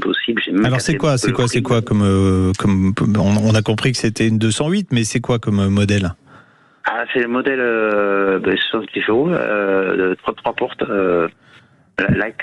D'accord, mais le moteur c'est l'entrée de gamme, c'est le 100 chevaux, je crois. Ouais, elle fait 4 chevaux. Et c'est un litre 2? Oui, c'est un litre 2, ouais. Les deux pour voilà. toutes nos condoléances, alors. Voilà, au revoir. Pardon, et vous avez du mal à la vendre? c'est normal. Oui, quelque part, c'est un peu normal. Elle a combien de kilomètres? Et elle a 46 500. Oh, elle a rien. Ouais, elle consomme de l'huile ou pas? Et non, justement. Alors, tant mieux. Pour l'instant, du bois, elle consomme pas. Ouais, alors moi, je vais vous expliquer pourquoi elle consomme pas, parce que vous faites pas de la ville avec. Non, c'est des petites villes. Non, vous faites pas de la ville, vous faites pas de l'embouteillage avec, vous faites de la route de campagne, vous faites des traversées des petites villes. Voilà, le PureTech, il a des gros problèmes dans deux cas. C'est dans le cas où on a une boîte automatique parce qu'il est en sous-régime, et on circule principalement dans les embouteillages. Là, en général, quand on arrive à la barre fatidique des 60 000 km, on commence à avoir des problèmes de consommation d'huile. C'est dû au gommage des segments, on va pas revenir, on en a parlé déjà dans l'émission. C'est dû à la dégradation de la courroie de distribution qui va laisser des petits morceaux qui s'échapper, qui risquent de boucher la crépine. La crépine d'huile, donc casse moteur, mais pas que ça aussi. Ça peut très bien à un moment vous bloquer l'assistance de frein parce que ça colmate la pompe à vide qui sert à faire l'assistance de freinage. Enfin bon, il y a tout un tas de problèmes qui petit à petit, alors je ne veux pas dire qu'ils ont été résolus, mais ils sont minimisés par certaines choses. D'abord, il faut changer la courroie plus fréquemment que ce qui avait été donné au départ. Au départ, on était à 10 ans, 175 000 km. Aujourd'hui, c'est 6 ans, 100 000 km. Elle est de quand, la vôtre? Et elle est de 2017. Ah bon, et vous avez déjà changé la courroie ou pas? Non, elle est d'origine. J'ai appelé Citroën, concessionnaire en Dordogne, à Fafara. C'est là où je l'ai pris. Et ils ont regardé l'historique. Ils m'ont dit, d'origine, mais vous avez encore 2 ans, ils m'ont dit. Non, c'est passé à 6 ans. Ils sont pas vraiment au courant, vos camarades. Oui, ils le font exprès. Ils doivent pas être courant. Non. Alors il y a ça, et beaucoup plus important encore, c'est quand vous allez faire la vidange, il y a une nouvelle huile qui a été développée avec Total Energy qui permet de minimiser tous les défauts qu'on vient d'évoquer. Alors évidemment, si le moteur est déjà touché, c'est pas de changer l'huile qui va régler les problèmes, mais ça évite justement à des moteurs comme le vôtre d'avoir des problèmes par la suite. Donc cette nouvelle référence, l'huile, elle s'appelle B71 2290. Non, ça c'est l'ancienne qui doit plus être utilisée. la nouvelle référence. Je vais pas. Ah bah tiens, il y a même un oiseau derrière. Ouais. C'est quoi? C'est un ménat? Allô, on vous a perdu. Thierry. Oui. Vous êtes toujours là? Oui. C'est quoi votre oiseau derrière, un ménat ou un oiseau. Ah non, c'est un truc de détecteur. D'accord. Okay, bon, alors donc il y a cette nouvelle huile en viscosité 5W30. Je vais pas vous donner, on va pas bassiner tout le monde avec des codes, mais ça il faut vraiment quand vous ferez la révision et que vous ferez la vidange, il faut absolument mettre cette huile là dedans. Et si vous n'arrivez pas à la vendre, ce que je vais vous conseiller, c'est quand vous en avez plutôt un usage, on va dire qui permet de fiabiliser un peu la bête, c'est de la conserver tout bêtement, parce que sinon vous allez perdre beaucoup d'argent en la revendant. Vous aurez beaucoup de mal à la revendre et on va vous la racheter une misère. Oui, donc si elle marche bien, qu'elle consomme pas d'huile, continuez comme ça. Et chez le concessionnaire, faites changer la courroie de distribution puisque vous avez passé les 6 ans et faites mettre cette huile, cette nouvelle génération d'huile dedans et qui devrait normalement vous permettre de circuler sans problème. Thierry, pourquoi vous vouliez la vendre? Parce qu'on me dit que voilà, il y a des problèmes. Ah oui, non, mais parce qu'on vous dit, mais vous en avez pas de problème. Ouais. Non, mais en fait, il y a deux solutions. C'est soit, comme vous dit notre ami Jean-Luc, c'est vraiment d'aller faire ce qu'il faut, demander à Peugeot de vous mettre une autre chaîne, etc. Et non, c'est pas une chaîne, c'est une courroie. Une courroie, pardon. Oui, mais une courroie chaîne. Non, c'est une courroie. Une courroie. Ou vous la revendez à votre concessionnaire lorsque vous allez acheter une autre voiture. Vous la faites reprendre, même si ils vont lui reprendre une misère. Non, gardez-la. Elle marche. De ce que vous m'avez dit, l'usage que vous en avez, normalement, elle doit pas souffrir, votre voiture. Si vous faites ce que je viens de vous dire, là, on remplace. 6 ou 7 000 années. Ouais, voilà, mais gardez-la. Faites bien attention Oui, mais excuse-moi, l'ami Jean-Luc, tu me disais par rapport à ce qui m'est arrivé avec la mienne, par exemple, ma DS3, que c'est des voitures qui ne sont pas faites pour faire des petits trajets, mais plutôt des grands. C'est pas fait pour faire de la ville. Oui, non, mais et là, il fait quand même pas beaucoup de trajets par an. Non, il fait pas beaucoup de trajets, mais il fait de la route, il fait pas de l'embouteillage, c'est ça le truc. Ok. Comme ça, c'est bien clair pour tout le monde. Voilà. Donc, à partir du moment où on fait pas d'embouteillage et que on suit le calendrier d'entretien, il y a normalement ce moteur, il doit pas trop poser de problème. Bon, vous êtes rassuré, Thierry? Je me suis même renseigné chez le concessionnaire Peugeot de ma région. Et avec l'immatriculation et l'année, ils m'ont dit non, elle n'est pas concernée, il n'y a pas eu de rappel sur votre 208. D'accord, écoutez. Mais gardez-la, voilà, c'est le conseil qu'on vous donnera, franchement, gardez-la. Mais le moteur peut tenir 160 000 km. C'est de construction, il est étudié pour tenir 160 000 km. Vous avez un peu de.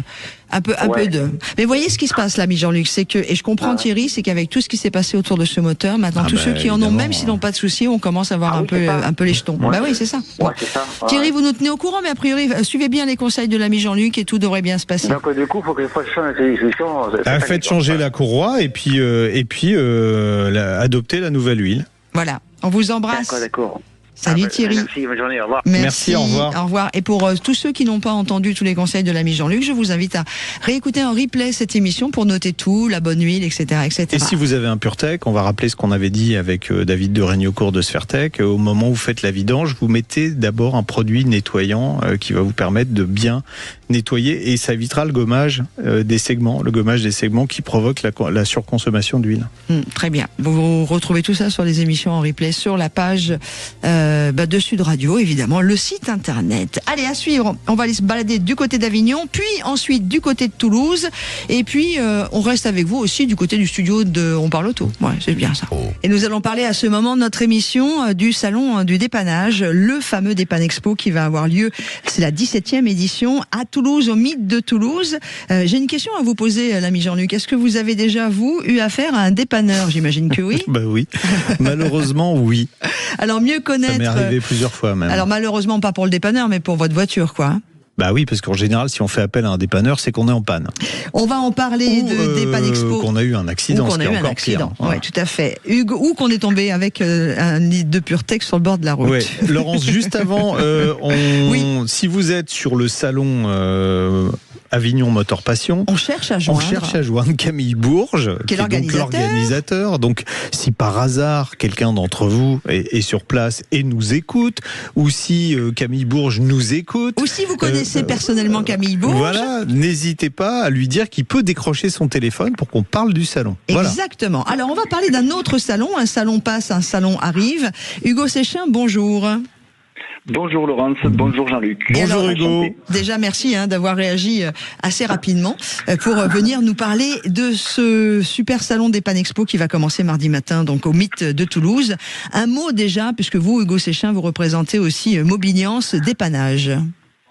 Oui, tout à fait. Donc, moi, je suis en charge des affaires publiques et de l'événementiel chez Mobiliance Occitanie. Donc, voilà, l'entité régionale, l'antenne régionale de Mobiliance, principale organisation des services de l'automobile et de la mobilité en France, et dont la branche dépannage remorquage fourrière est une des plus emblématiques et des plus historiques, avec plus de 480 entreprises adhérentes qui font du dépannage et près de 2600 entreprises qui ont une activité de dépannage en général. Bon, j'aime pas beaucoup quand vous avez dit fourrière à la fin, mais bon... Oui, mais malheureusement, ça en fait partie, quoi. On est d'accord, c'est des fois le mauvais côté pour les particuliers. C'est ça, c'est ça. Alors pourquoi Toulouse ? Pourquoi parce que c'est la 17e édition d'un salon international. Moi, j'ai eu la chance de couvrir et d'animer celui de Moulins. Je vais avoir le bonheur, et merci de votre confiance, de vous retrouver également pour animer ce salon à Toulouse à partir de mardi prochain. Toulouse, c'est un site particulier ?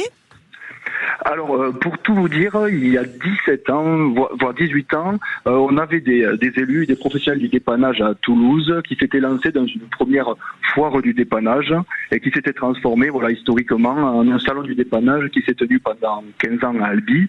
Et en 2023, on a fait le choix, voilà, pour donner un nouveau souffle au salon, de le déménager sur Toulouse. Et donc voilà, là, c'est la 2e édition au Mythe, au Parc des Expositions, une très belle structure qui permet d'accueillir les exposants dans les meilleures conditions.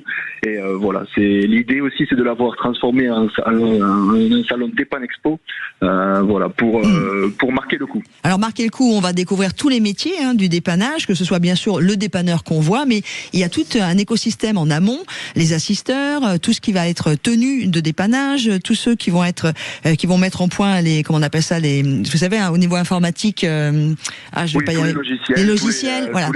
Voilà. Alors tout à fait. En fait, le dépannage, le dépanneur remorqueur, c'est un métier de passionné. En fait, voilà. Nous on le connaît, on est plutôt pas forcément très heureux quand on le rencontre, mais voilà, le dépanneur. C'est ce que j'allais vous dire. C'est un peu le sauveur quand même dans un sens. Voilà, c'est lui qui nous dépanne sur le moment ou qui remorque notre véhicule à le garage le plus proche. Mais voilà, c'est un métier qui est fait de passionnés et qui est en relation avec de nombreux acteurs. Et voilà, le salon est ouvert à tout le monde. Bon, il reste bien sûr très orienté professionnel et business, mais on y retrouvera, voilà, comme vous avez dit, Laurence, des assisteurs, des carrossiers constructeurs, des accessoiristes, des organismes de formation, et bien sûr aussi tout un volet dédié aux professionnels du taxi, qui sont des partenaires privilégiés de nos dépanneurs. Hugo, est-ce que c'est un métier qui évolue avec l'arrivée des véhicules électrifiés ? Est-ce que ça a changé quelque chose pour vous ?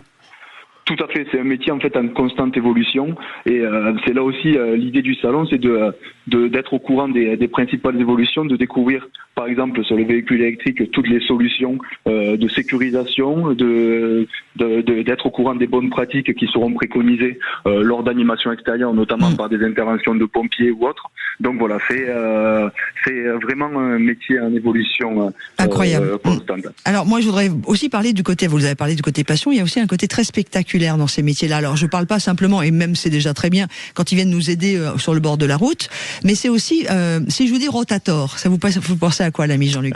Ça me fait penser à un film qui arriverait juste après Terminator. Non, les Rotators, ce sont d'énormes camions qui peuvent soulever plus de 100 tonnes, même plus encore. C'est-à-dire que si vous avez un camion qui est en panne et qui est dans un ravin, ils vont aller le chercher avec une grue incroyable. Pareil pour les bus. Hugo, moi, la première fois que j'ai animé le salon des dépanneurs à Moulins, j'ai été époustouflé par l'incroyable technologie de ces choses-là, mais l'incroyable magie avec des baguettes du dépanneur qui arrive à redresser des camions qui vont faire plus de 100 tonnes. C'est un truc de fou. C'est ça, en fait, c'est toute la beauté de ce métier. En fait, on a des personnes qui sont très techniques et qui peuvent, avec des engins quand même assez spectaculaires, dont notamment le Rotator qui nous vient principalement des États-Unis. Mais bon, ils font ça même avec des dépanneuses poids lourds ou autres, et souvent ils s'entraident dans ces cas-là. Donc c'est rare qu'un dépanneur soit tout seul dans ces grosses interventions, mais voilà, c'est toujours impressionnant et c'est aussi l'occasion sur le salon de proposer un peu des animations en lien avec toutes ces choses-là. Et voilà, ça, c'est la structure et ce parc qui nous le permettent également. Est-ce que les dépanneurs ont une petite formation de mécanicien ? Est-ce que justement, plutôt que d'emmener votre voiture, ils peuvent vous dépanner ? Tout à fait. En fait, voilà, on parle de dépanneur remorqueur. Quand on parle de dépannage, en soi, un dépannage, c'est réparer le véhicule sur place pour lui permettre d'aller normalement vers le garage le plus proche, mais en roulant. C'est quand on parle de remorquage où là, voilà, c'est la chose classique qu'on peut imaginer. Mais effectivement, les dépanneurs, c'est un peu les MacGyver du bricolage. Et voilà, ils doivent être capables un peu généralement de trouver une solution quand c'est possible à de multiples problèmes. Est-ce que c'est un métier qui est en problématique d'emploi ? Est-ce que vous recrutez ? Est-ce que là aussi, comme beaucoup de métiers liés à l'aftermarket, vous avez des soucis de recrutement ? Oui, bien sûr, c'est un métier qui recrute. Toutes les entreprises cherchent du personnel, notamment parce que c'est quand même un métier de passionné, mais c'est pas un métier facile. Il y a beaucoup de travail de nuit, des astreintes ou autre. Donc voilà, c'est pas un métier, facile, mais quand on y est, voilà, on a tendance à y rester. Donc voilà, c'est tout un travail aussi au niveau de la formation et le salon, quoi de mieux que celui-ci pour avoir une bonne visibilité du métier. Il y a des tables rondes qui vont être organisées, des conférences. Il y a aussi une table ronde et je vais rendre hommage à mon ami Luc Le Baron qui est dépanneur et qui est le président de Fier d'être dépanneur, une très très belle association, parce que vous vous battez aussi tous sur la sécurité sur la route pour vos dépanneurs, qu'ils soient sur l'autoroute ou sur la route, avec le fameux corridor de sécurité. On va en parler, ce sera l'une des tables rondes. Et puisque nous sommes là avec ce qu'on appelle le grand public grâce à Sud Radio, peut-être bien insister sur que faire quand on est face à un accident, de savoir se déporter sur la gauche le plus longtemps avant l'accident pour protéger le site de l'accident, mais surtout les gens et les hommes et les femmes qui y interviennent. Tout à fait, c'est quelque chose d'obligatoire, mais qui est encore méconnu malheureusement de la plupart de nos concitoyens. Donc voilà, l'idée c'est quand il y a un accident sur le côté de la route, on doit laisser la voie la plus proche libre pour permettre une intervention en toute sécurité. Et voilà, c'est quelque chose qu'il faut répéter, parce que malheureusement on a trop encore de personnel en intervention qui connaissent des accidents, qui parfois décèdent malheureusement. Alors on va rappeler avant de vous quitter, donc ça se passe au Mythe de Toulouse. C'est toujours un honneur pour moi de venir travailler avec tous ces gars-là qui sont des anges gardiens et ces filles, parce que c'est un métier aussi, même si les femmes sont pas encore omniprésentes, mais moi j'ai rencontré 2-3 nanas, super nanas d'ailleurs, dépanneuses. Et voilà, ça se passe à partir de mardi matin. On peut refaire un petit point sur le côté pratico-pratique. Alors le salon il ouvre mardi matin, donc mardi 25, mercredi 26 et jeudi 27, donc mardi, mercredi de 9h à 19h et mercredi de 9h à 14h. Donc voilà, l'entrée est gratuite, le parking est gratuit avec une contre-marque à récupérer à l'accueil seulement. Et voilà, on vous accueillera avec plaisir, mesdames, messieurs, jeunes et moins jeunes sur le salon. Voilà, on est confiants et on est très heureux de l'organiser une nouvelle fois. Voilà, venez vraiment parce que c'est un métier passion et c'est un métier assez incroyable. On vous embrasse. Merci Laurent. Et on espère de ne pas avoir besoin de faire appel à vous. Et je salue tous les copains dépanneurs de France que j'avais rencontrés à Moulins et que je vais retrouver à Toulouse avec beaucoup de bonheur. On vous embrasse très très fort. Salut. Allez, à suivre, eh bien, on va vous donner la parole aussi, puisque vous savez que vous avez envie de voir les conseils de l'ami Jean-Luc, vous nous appelez au 0800 26 300 300. Vous avez une question, tiens, il y a une question de Gérard qui arrive sur la page Facebook de Sud Radio. Je vais vous la poser juste après, l'ami Jean-Luc. On fait une pause et on se retrouve dans quelques instants. Et nous allons, grâce à vous, l'ami Jean-Luc, aller nous promener du côté du moteur passion d'Avignon. On n'arrive pas à voir Camille Bourges qui est quelque part coincé sous une voiture sur ce Avignon moteur passion. 3e salon français en termes d'importance, consacré aux véhicules de collection et de prestige. Alors ça a ouvert hier, vous pouvez y aller encore aujourd'hui et jusqu'à demain soir. C'est sur les 50 000 m² du parc des expositions d'Avignon avec une très très belle présentation. Et cette année, le salon met l'accent. Alors vous avez entendu Dominique Stemfeld tout à l'heure qui nous disait qu'il y a une exposition Citroën extraordinaire. Et pourquoi elle est extraordinaire? Non seulement parce qu'on y fête l'anniversaire de cette petite voiture, la DS, je crois, enfin un truc, je sais pas exactement ce que c'est cette voiture, mais bon, il paraît qu'on fête encore l'anniversaire de la DS. Et surtout, on a réuni pour le salon d'Avignon des concept cars et des prototypes Citroën qu'on n'avait jamais vus ensemble auparavant. Wow. Donc si vous voulez vraiment être séduit par des modèles Citroën que vous ne connaissez pas, c'est l'endroit où il faut se rendre. Il y a aussi, alors si vous voulez, parce que c'est étonnant quand même ce qui se passe à Avignon, si vous voulez être surpris, il y a aussi des motos. Et il y a des motos, une marque qu'on s'attend pas du tout à trouver dans les marques de motos, Maserati. Maserati a fait quelques motos, donc il y a une exposition de motos Maserati et aussi des motos des années 70 avec de nombreuses machines de course, donc certaines de gens avec qui j'ai travaillé. Je pense en particulier à Christian Saron, la première machine avec laquelle il a remporté un Grand Prix 500. Je m'en souviens, j'y étais, je pourrais vous le raconter pendant 1 heure, mais c'est pas le but. Vous irez à Avignon, on vous expliquera tout. On met aussi en avant la marque Delahaye, qui était vraiment un symbole d'élégance à la française, avec une rétrospective qui est dédiée à la marque. Et puis il y a un modèle Bugatti qui a beaucoup compté aussi. C'est une des premières Bugatti, c'est la Brescia. Donc si vous voulez voir tout ça, vous dirigez sur ce salon à Avignon. Et comme maintenant je commence à être très vieux. Oh non, ne dites pas ça. Vous n'êtes pas gentil avec mon ami Jean-Luc. Il y a aussi un pilote qui sera sur place et qui vous parlera d'une autre expo exceptionnelle sur le Paris-Dakar. Cette fois, c'est Thierry... Alors attendez, non, je suis en train de vous raconter des bêtises. Ah, ça vous arrive? Ouais. Il y avait longtemps. On a un hommage, un hommage sur l'expo du Dakar à Thierry Sabine, mais je pensais à un autre pilote, mais je suis pas sûr qu'il soit là, donc je ne veux pas vous vendre quelque chose. Non, vous avez raison. Mais en revanche, et c'est plutôt axé sur les véhicules les débuts du Dakar. Donc on est dans les années 80, donc vous y verrez de la Yamaha XT500 en toute probabilité, du Mitsubishi Pajero, ce qui a créé vraiment la légende du Dakar, et tout ça en hommage à Thierry Sabine. Alors, comme je vous l'ai dit, parc des expos d'Avignon. L'entrée, alors il y avait possibilité d'avoir un pass pour les 3 jours, mais bon là c'est un petit peu dommage vu qu'on est déjà samedi, il y a 1 jour et demi de passé, c'était 35 €. Sinon c'est 14 € pour l'entrée, donc c'est un prix très, on va dire par rapport au salon parisien ou lyonnais, très correct. C'est un prix correct. Et puis vous allez vraiment faire de belles animations en intérieur, en extérieur. Il y a des animations en extérieur aussi avec des engins agricoles à vapeur. Alors ça j'adore. Les engins agricoles à vapeur. Alors c'est pas le truc où vous dites tiens je suis en retard, je vais démarrer mon tracteur à vapeur pour partir, faut faire chauffer, faut mettre en pression et c'est, alors je trouve, si vous n'avez jamais vu une locomobile en action, c'est un truc extraordinaire. Locomobile. Oui, locomobile, c'est en fait les locomobiles au départ c'était des gros tracteurs à vapeur, et quand ils arrivaient sur site, c'est-à-dire dans les champs, on installait les batteuses, tout ça était relié en fait à cette machine à vapeur qui servait de machine à vapeur pour faire fonctionner les batteuses et tout le reste. Donc et ces engins, alors ça n'a rien à voir avec le salon d'Avignon, mais c'est dommage parce qu'ils pourront le faire l'année prochaine. C'est une idée que je leur donne, elle est gratuite. Aux États-Unis, il y a des compétitions de tractor pulling. C'est quoi le tractor pulling?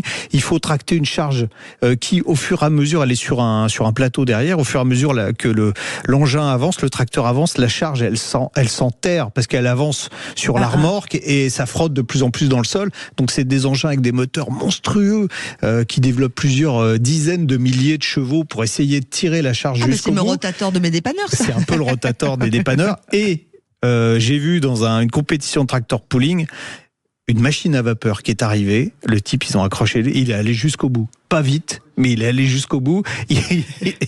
Il a dépassé tous les engins qui avaient 7, 8 moteurs V8. Et là, le truc, tranquille. Alors, je vais dire tranquille. Non, pas tranquille, mais c'est vraiment un train sur roue, voilà. Et puis, donc, il y a des démos de ce genre de choses. Et puis, il y a aussi des belles choses d'élégance. C'est les pin-up et gentleman family. Il y a plein de gens qui sont habillés façon années 20, façon années 40, façon années 50. Enfin, il y a pas mal de choses qui sont également sur ce fameux moteur passion. On donne donc le rendez-vous rendez-vous, c'est jusqu'à demain soir. Exactement, et c'est au Parc des Expos d'Avignon. Voilà, profitez-en. Merci beaucoup l'ami Jean-Luc pour cette petite visite guidée by Sans y être allé, je précise quand même. Ouais, mais bon, vous êtes fort, vous connaissez bien, puis tous vos copains vous en parlent, alors... Sud Radio, on parle auto, Classic Cars. Avec Restom, fabricant français de produits haute performance pour restaurer vos véhicules anciens. Votre passion, notre savoir-faire. À découvrir sur restom.net.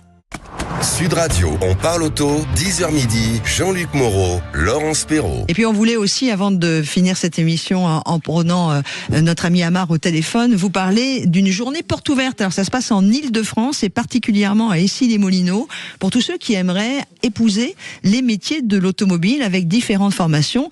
Vous savez que l'automobile, l'ami Jean-Luc, il y a une vraie problématique de recrutement en ce moment. Et ben, si vous êtes jeune, si vous avez envie de vous aussi faire un métier passion, des métiers qui évoluent beaucoup. Je peux m'inscrire alors. Ouais. Comme ça, au moins, je serais allé à l'école une fois dans ma vie. Des métiers qui évoluent tant. Je vous rappelle, allez rester tout au long de l'émission avec nous. C'est Marine Mathieu qui est, entre autres, comment on peut dire déjà, directrice, non, chef de produit pour le freinage. Qu'est-ce que vous avez fait comme formation, Marine? Ouais. Tiens, c'est intéressant ça. École de commerce. Ah bah d'accord. École de commerce. Mais du coup, donc pas dédié à l'automobile. Au début, l'automobile c'est la passion. Ouais. D'accord. Mais vous avez vu qu'on a de plus en plus de femmes qui travaillent de plus en plus dans l'automobile. Ouais. Alors, je voudrais moi vous parler de la Forpa. Donc c'est à Issy-les-Moulineaux. C'est une école qui a été créée en 1993. C'était l'ancien CNPA, vous savez, parce qu'il est devenu Mobiliance maintenant, le CNPA, Conseil national des professions de l'automobile. C'est une école qui a 5 sites, dont celle qui fait sa porte ouverte à Issy-les-Moulineaux. Ce sont des formations en apprentissage ou en alternance qui s'étendent du CAP au BTS. Et alors c'est tout ce qui est maintenance des véhicules, voitures particulières, maintenance des transports routiers, carrossier automobile, carrossier peintre, etc., peinture automobile.